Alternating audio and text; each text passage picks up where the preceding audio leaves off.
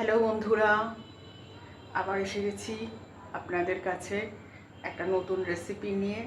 আজকে করব ছানার বা পনির যাই বলুন না কেন একটা তার তরকারি।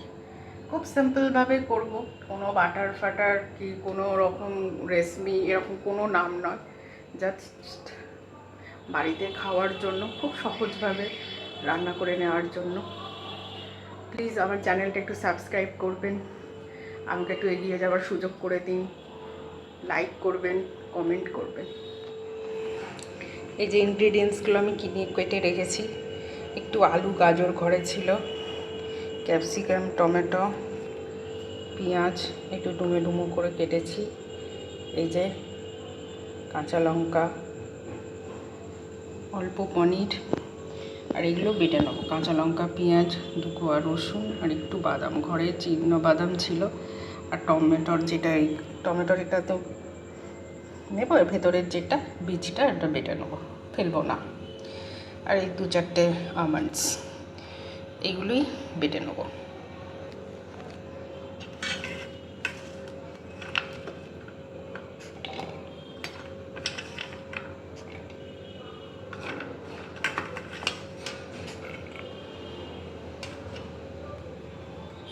একটু দুধ দিয়ে বেটে নেবো।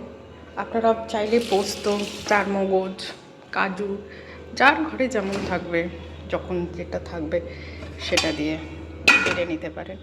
আমি একটু দুধ দেবো যাতে জিনিসটা একটু ভালো হয় আর রঙটাও বেশ একটু ভালো দেখায় আর কি। জলের বদলে একটু দুধ দেবো, ব্যাস, আর কিছুই নয়।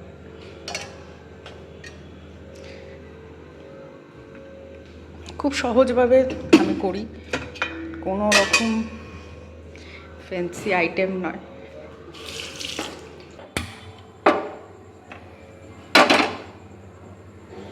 কড়াতে একটু সাদা তেল আর একটু ঘি দেবো।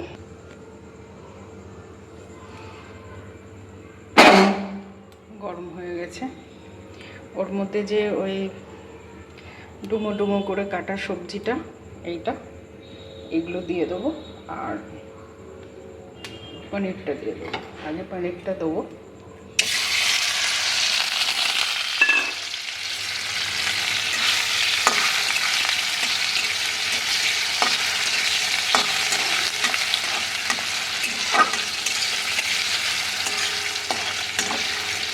আর আমার বাটনাটাও বাটা হয়ে গেছে।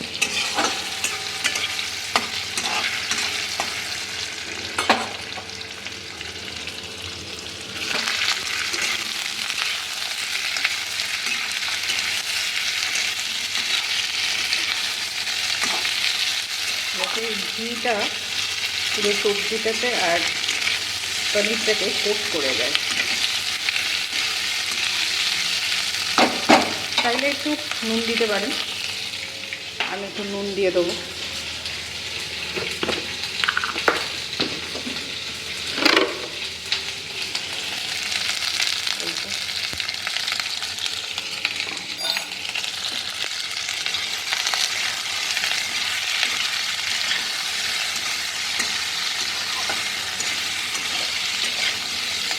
গ্যাসের ফ্লেমটা হাই থাকবে, কারণ এটা সেদ্ধ করছি না, জাস্ট একটু সতে করে নেব।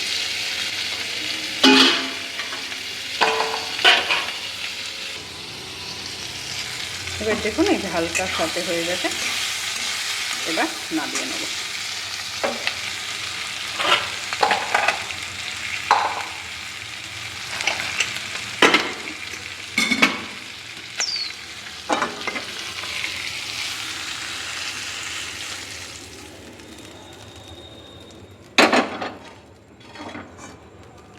এবার কড়াইতে তেল দিয়ে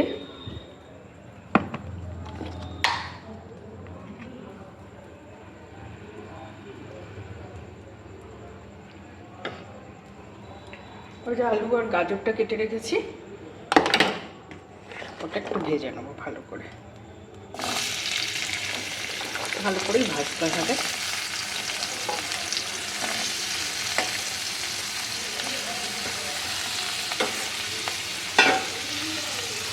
আসলে একটু বেড়ে যাবে, আর বাচ্চারা বা যাই বলুন সবজিটাও একটু খাওয়া যাবে। আর তরকারিতে আমরা বাঙালিরা একটু আলু পছন্দ করি, সব দিকটাই মেনে এটা একটু ঢাকা দিয়ে দেবো।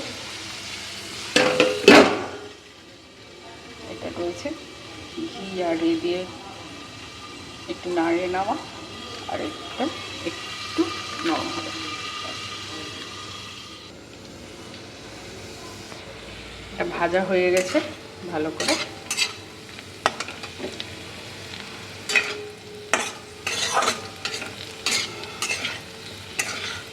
একটু তুলে নিতে হবে। এবার এই বাকি তেলটার মধ্যে যে বাটনাটা বেটে রেখেছি সেটা দিয়ে দেবো। ভালো করে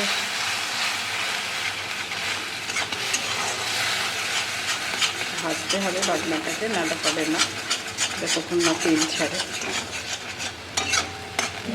অনেকে পেঁয়াজ আছে, বাদাম আছে, টমেটো আছে, নাহলে কাঁচা গন্ধ ছাড়বে।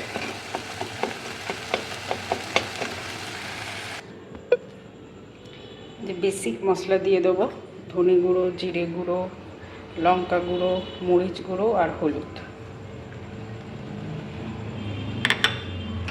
দিয়ে এটাকে ভালো করে নাড়বো।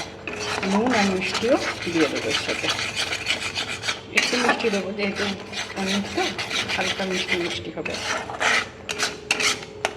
কিন্তু এটা ভালো করে আমার নাড়তে হবে।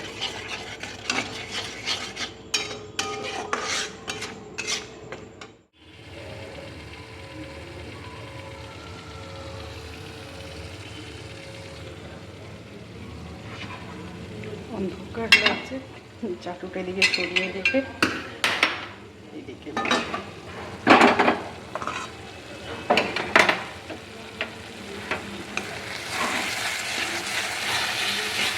মশলাটা ভালো করে ভাজা হয়ে গেছে। একটু জল দেবো।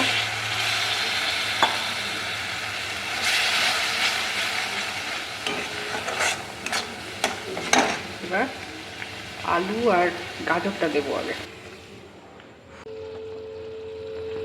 তরকারিটা হয়ে গেছে, একটু ঘি দেবো, ঘি দিয়ে নেড়ে দেবো। তরকারিটা তৈরি হয়ে গেছে, খেতেও খুব ভালো হয়েছে।